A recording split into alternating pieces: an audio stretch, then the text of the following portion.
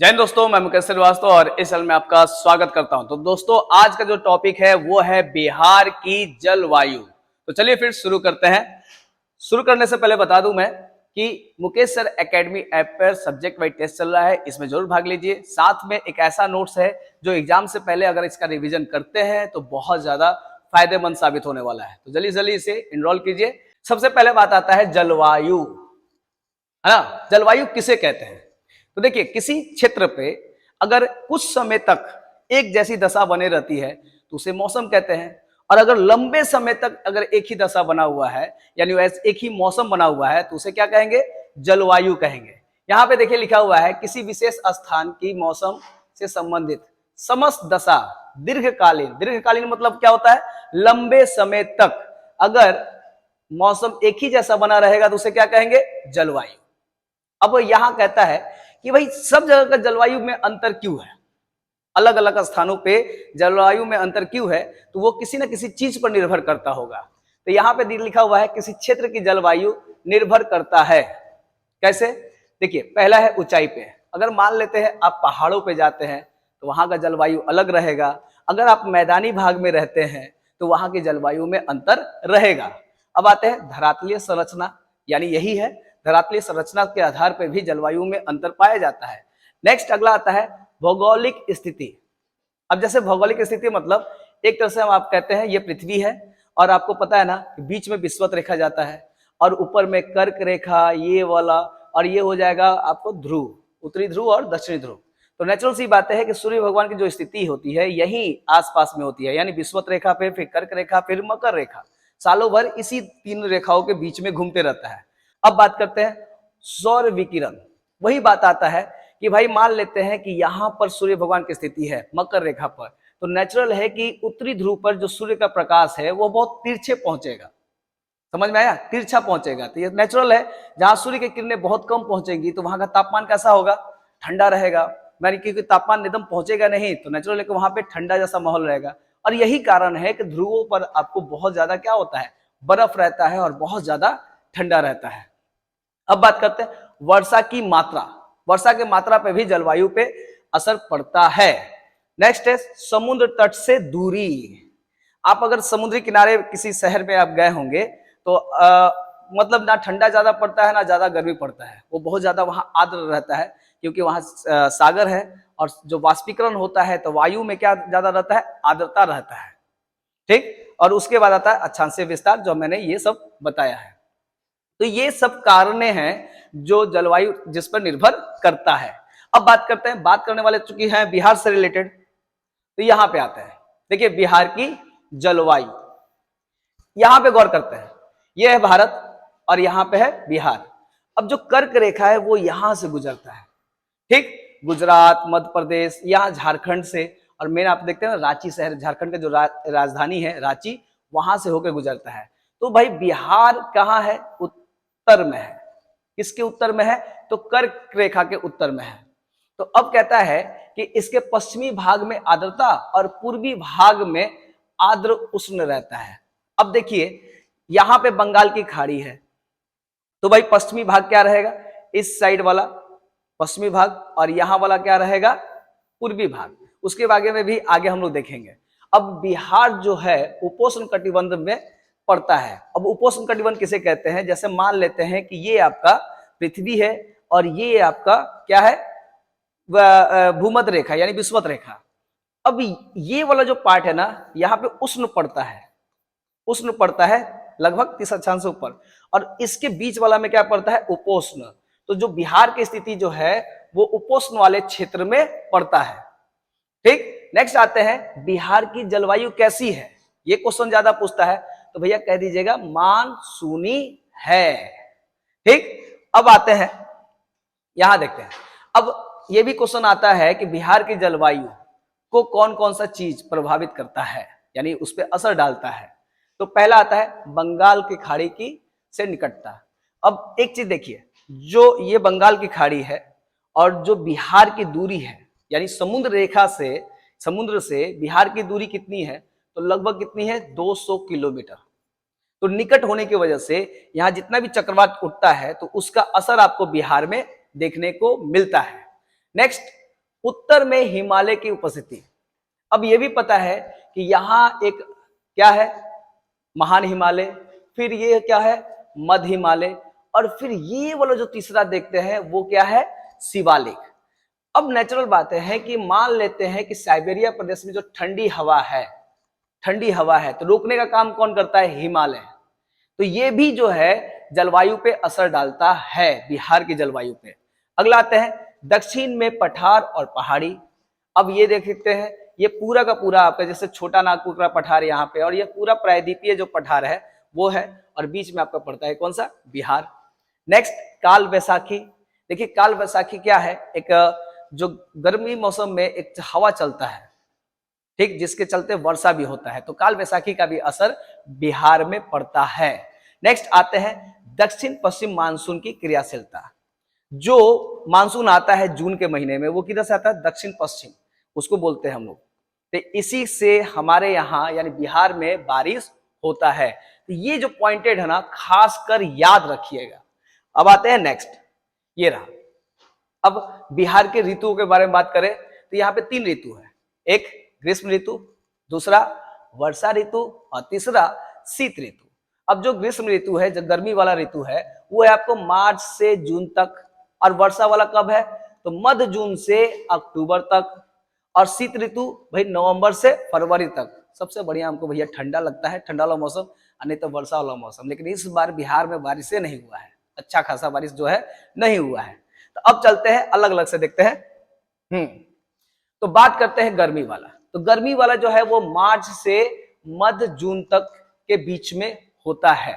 तो यहाँ कहते हैं भाई सूर्य क्या होता है, तो ये जो अक्षांश पृथ्वी देख रहे हैं, और ये आपको विषुवत रेखा, ये कर्क रेखा, ये मकर रेखा। तो जब स्थिति जब कर्क रेखा के पास होने लगता है जो सूर्य भगवान की, तबे भैया गर्मी ज्यादा पड़ने लगता है। काहे, क्योंकि सूर्य की रोशनी एकदम सीधी पड़ने लगती है। तो यहाँ कहते हैं मार्च के महीने में सूर्य की स्थिति क्या होने लगती है, उत्तरायण। वही मार्च से टूई टूई टूई टूई टूई ऊपर होने लगता है, उत्तरायण यानी उत्तर की ओर जाने लगता है, और उसी कारण तापमान में क्या होने लगती है, वृद्धि होने लगती है। समझ में आया, तापमान में वृद्धि होने लगता है, जिससे वायु दाब कम होने लगता है।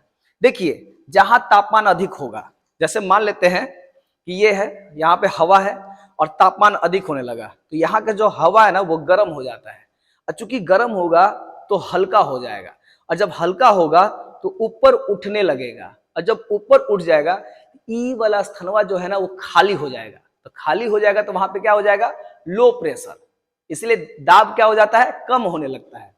तो कभी भी गर्मी होगा तो लो प्रेशर, ठंडा रहेगा तो हाई प्रेशर। अब आते हैं मई के महीना और खराब, बड़ी गर्मी पड़ने लगता है। जून का महीना में तो और गर्मी पड़ने लगता है, और तापमान और आर्द्रता में अधिक हो जाती है। काहे, जब तापमान अधिक होगा तो वाष्पीकरण अधिक होगा, और तापमान जब अधिक होने लगता है तो जून के महीना में आपको मानसून भी आने लगता है। तो भाई बारिश होगा तो हवा में क्या हो जाता है, आर्द्रता अधिक हो जाती है, ठीक, और थोड़ा आर्द्रता जब होगा ना तो उमस हो जाता है। अब अगला बात करते हैं, ग्रीष्म ऋतु में गर्मी और शुष्क हवाएं बहती हैं, जकरा क्या कुछ कहते हैं, लू। लू, इसीलिए आम का पन्ना बड़ी चलता है मार्केट में, तो लू चलता है। और यहाँ पे कहते हैं राज्य के पश्चिमी भाग और मैदानी भाग का तापमान सबसे अधिक रहता है। ये वाला जो पार्ट देख रहे हैं, ये वाला, इसमें तापमान बहुत अधिक होता है। तो यहाँ एक क्वेश्चन आता है बहुत ज्यादा, देख लीजिएगा कि भैया बिहार का सबसे गर्म जिला कौन, तो आप क्या कहिएगा, गया, ठीक, कह दीजिए। कितना तापमान होता है, 47 डिग्री सेल्सियस। और अगर क्वेश्चन पूछ दे कि भैया जो गया है वो तो गर्म जिला ही है, लेकिन सबसे ठंडा जिला भी यही है, यानी गर्म और ठंडा जिला एक के, तो भैया चलो आसान हो गया याद करना, ठीक। अब बात करते हैं नेक्स्ट, यहां पे देखिए वर्षा ऋतु। तो जब ये भारत है और ये विषुवत रेखा है, और यहां से टूं टूं टूं टूं टूं टूं हवा आने लगता है बारिश कराने के लिए, तो ये 2 शाखों में बढ़ जाता है, एक अरब सागर की शाखा और एक बंगाल की खाड़ी की शाखा। तो अरब की शाखा से सबसे पहले जून के महीने में केरल में बारिश होता है। ये तो क्वेश्चन आता है ना, केरल में सबसे पहले बारिश होता है जून के पहले सप्ताह में। तो अब ये बंगाल की खाड़ी से बारिश कहां होता है, ऐसे टुई बिहार में। यहां देखिए, तो यहां कहता है कि दक्षिण पश्चिम मानसून के द्वारा वर्षा होता है, यही दक्षिण पश्चिम मानसून है। बिहार में पूर्व क्षेत्रों में 8 जून, यानी ये देखिए अगर बिहार को बांट देते हैं, इधर हो जाएगा पश्चिम और इधर हो जाएगा पूर्व। तो भाई पूर्व क्षेत्रों में 8 जून को और पश्चिमी क्षेत्रों में कब 15 जून। तो यहां ऐसे लिख देते हैं 8 जून और यहां पे 15 जून। अब बात करते हैं सबसे अधिक वर्षा कहां होता है, ये क्वेश्चन आता है। तो ये जो देख रहे हैं ना यहां पर, ये वाला सबसे अधिक वर्षा किशनगंज, कितना होता है 205 सेंटीमीटर। और सबसे कम वर्षा कहां होता है, तो ई देखिए, ई क्षेत्रों में, यानी एगो एनए और एगो एनए, कहां होता है औरंगाबाद। ये देखिए कितना 101 सेंटीमीटर। अब एक क्वेश्चन और आता है, सर्वाधिक आर्द्रता पाए जाने वाला जिला कौन सा है, तो ये वाला है, देखिए भागलपुर। ये क्वेश्चन भी आता है, इसमें नहीं लिखा हुआ है लेकिन आप कल आर्द्रता, सर्वाधिक आर्द्रता किस जिला में पाया जाता है, तो भागलपुर। सबसे अधिक वर्षा कहां होता है, किशनगंज। सबसे कम वर्षा कहने होता है तो एनए कहने औरंगाबाद।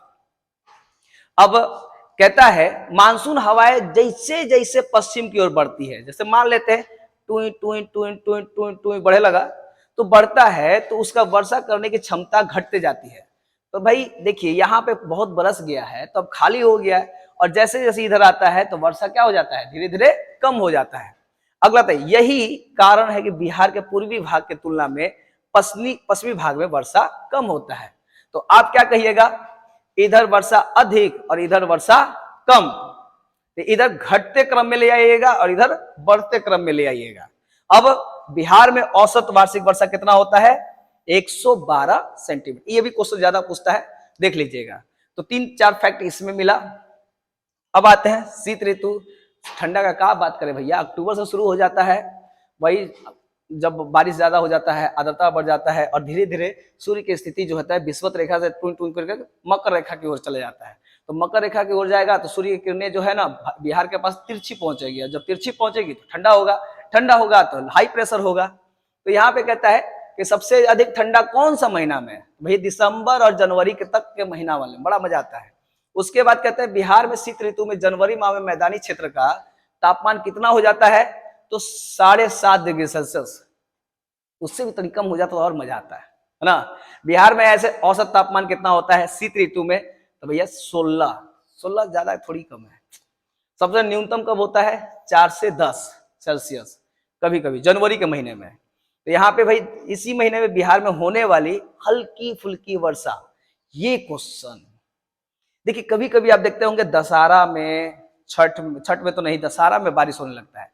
ये काहे होता है, तो इसका प्रभाव जेट स्ट्रीम जो होता है ना, उत्तर भारत में ठंडा में वर्षा जेट स्ट्रीम पछुआ पवनों के कारण होता है। लेकिन इसका प्रभाव कहां से जुड़ा हुआ है, यहां से देखिए भूमध्य सागर। अब भूमध्य सागर कहाँ है, आप ऐसे देखिए, ये टुई, ये अफ्रीका है, यहाँ पे अरब प्रायद्वीप और ये रहा आपका भारत। तो यहाँ ये वाला जो क्षेत्र है ना भूमध्य सागर है। ये क्वेश्चन मोस्ट वीवीआई है, कहे कि देखिए अगर उत्तर भारत में अगर वर्षा हो रहा है तो जेट स्ट्रीम के कारण ठंडा में, और सबसे ज्यादा ठंडा में भारत में वर्षा कहां होता है, तो तमिलनाडु के तटों पर। तो आपसे क्वेश्चन ये रहेगा कि तमिलनाडु के तट को क्या बोलते हैं, तो कमेंट करके जरूर बताइएगा आगे। नेक्स्ट आते हैं कि भाई देखिए यहाँ पे बिहार एसएससी का बूस्टर टेस्ट चल रहा है, वो भी आप भाग ले सकते हैं। और साथ में रामबाण में एक चीज है कि मैंने कुछ पीडीएफ डाला हुआ है टेलीग्राम पे, मुकेश सर एकेडमी नाम से टेलीग्राम भी है, मुकेश सर एकेडमी नाम से आपका क्या है वो भी है।